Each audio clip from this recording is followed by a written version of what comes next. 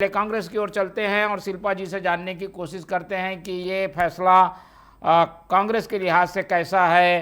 हालांकि कुछ पाबंदियां हैं, वो केस के विषय में नहीं बोल सकते, जो शराब घोटाला उस पर नहीं बोल सकते।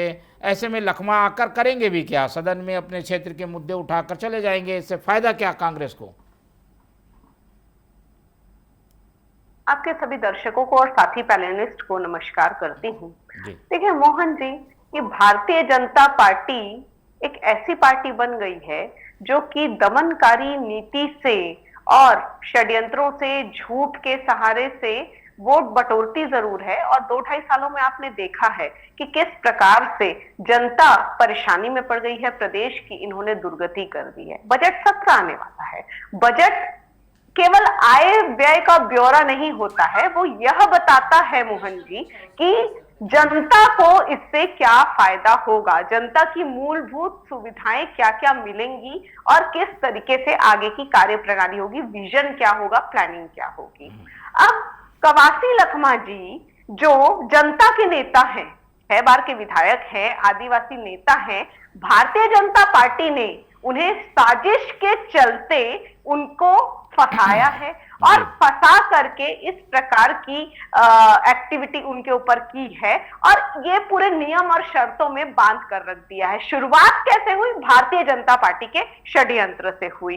जब लखमा जी आबकारी मंत्री थे तब भाजपा ने घोटाले के आरोप लगाए मोहन जी, परंतु आज वही भाजपा सरकार नई नीति ला करके शराब से राजस्व बटोर रही है। तो ये दोगुला चरित्र हुआ ना कि आप जो करें तो उसे राजस्व में वृद्धि बोल दें और कांग्रेस यदि कर रही थी तो आप बोल देते हैं उसे घोटाला। तो घोटाले के झूठे आरोप, झूठे षड्यंत्र, झूठे आरोपों में फंसा करके छवि खराब करने की, एक आदिवासी नेता की छवि खराब करने की कोशिश की गई है।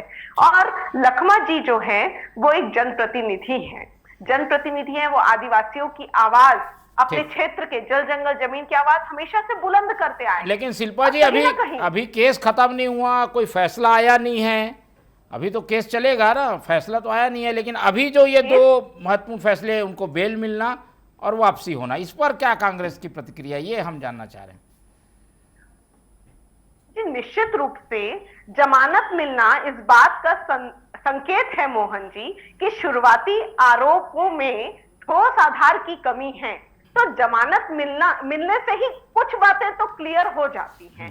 और देखिएगा मोहन जी कि समय के साथ जैसे जैसे कार्रवाई आगे बढ़ेगी, दूध का दूध, पानी का पानी हो जाएगा और न्यायालय पर, न्यायिक प्रक्रिया पर हमें पूर्णतः विश्वास है।